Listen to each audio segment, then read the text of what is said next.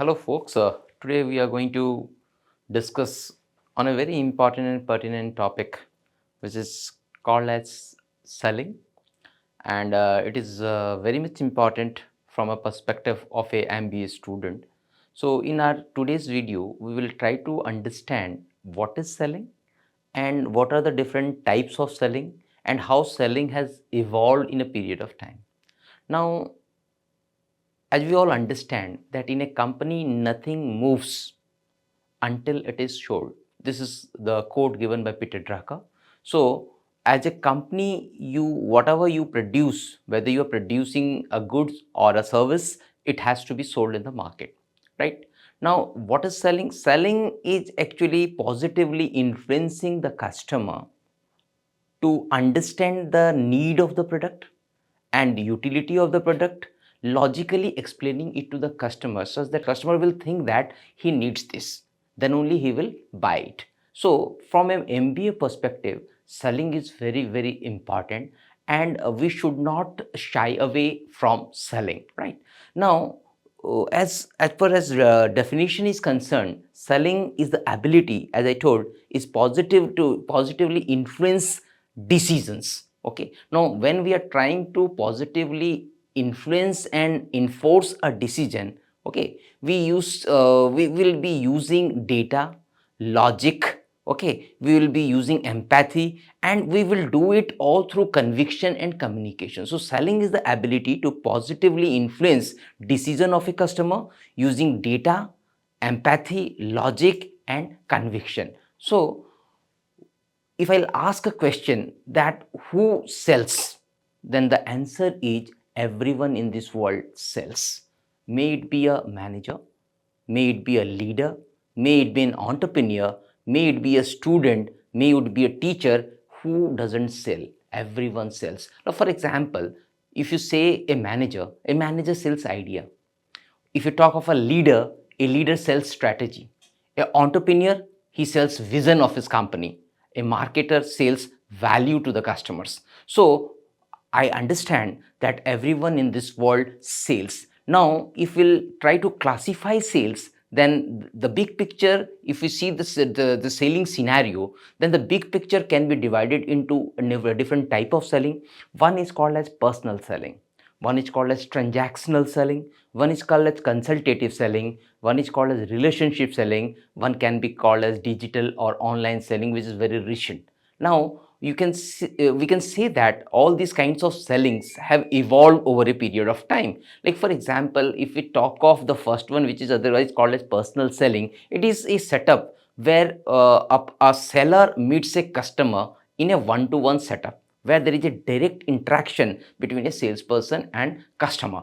Right here, the salesperson focuses on the features of the product, right, and the products, but mainly in this kind of selling method or type, the products are highly customized and the selling process is relationship driven and immediate feedback can be generated, right? So this is personal selling where a salesperson goes to a customer and pitches the product, and he can customize his pitch, and it is on the basis of the relationship he has developed with the customer. Now, this is mostly used, this kind of personal selling is mostly used in technological products selling, particularly in B2B context or B2B sales, or those products which are of very high value. High value means the prices of the products are very high. So that is why one-to-one setup is very much required, and we have to customize as per the choice of the customer. And generally when the products are complex, we use this method. This is called personal selling. The important feature of personal selling is that it is one to one, products are customized, and it is relationship driven, right? The second method is called as transactional selling. Now transactional selling is a mass kind of selling, focuses on quick sales with minimum relationship building, as we do it in a supermarket, right? The key features are like it is sold on the basis of price, that means lower price, or a convenience, that is it is convenient to the customer. The sales cycle is very short, and it is volume oriented, that means customer buy it in big volume. So that is why no relationship is required, because the kind of price you are offering, it is very much attractive for the customer, and that is why they are buying, and that is why here much effort is not required, and that is why it is called as transactional selling. So it happens in a store setup.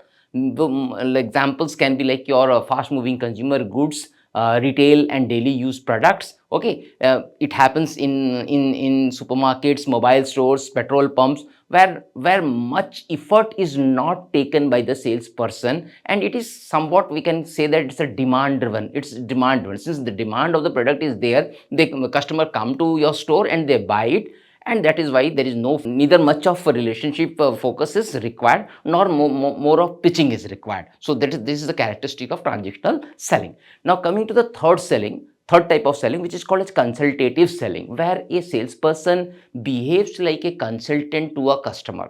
That means customers should think that the salesman knows about the product more than the customer, and he is trusting the salesperson. That means salesperson is a kind of advisor to the customer. Salesperson has best of the interests of the customer, and that is why whenever there is a need occasion, he is calling the salesperson. So that is why salesperson is here considered to be a consultant. So seller acts as an advisor. He will identify exactly what is the customer's problem and offers different solutions to the customer. Okay, like the features of this kind of selling is, it is problem solving approach. That means the salesperson will identify the problem and provide one solution from his bouquet. The important thing is that the customer trusts the salesperson, and he thinks he has the best of interest. Then this kind of selling is more of long term focus. That means relationship is always there. Okay, it is best used for professional services, maybe like insurance selling, technology selling, ERP solution, management consulting, B2B technology selling. So here actually there is a consultative selling, and it is a high value product. Always it's a high value product, that there only consultative selling is required. Then the fourth is called as relationship selling. So there is an emphasis on the long term association rather than a transaction sales. So that is why we need to serve our customer with the services and make a relationship such that he will buy the products or the services from us. So we will build relationship by giving the services, requisite services to the customer. The key features are: customer will remain loyal because of the services being offered. Whenever required, they will come to our umbrella for the repeat businesses. They act as a key account. That means we generate a volume of business from them.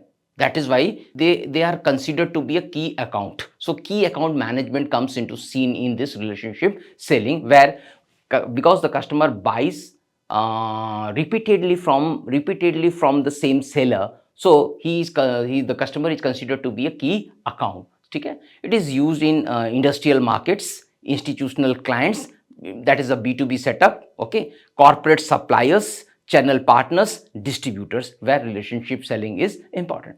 So great sales professionals adapt to their selling style, because the selling style has been evolving over a period of time. So we can't stick to only one kind of selling. So depending on the product and the service, selling style varies. Okay, even if you never become a salesperson in your career, growth will depend on how well you can sell your ideas. So that is why a selling attitude is always required in case of MBA students, because during your placements also you need to sell yourself and can impress your recruiters. Thank you so much.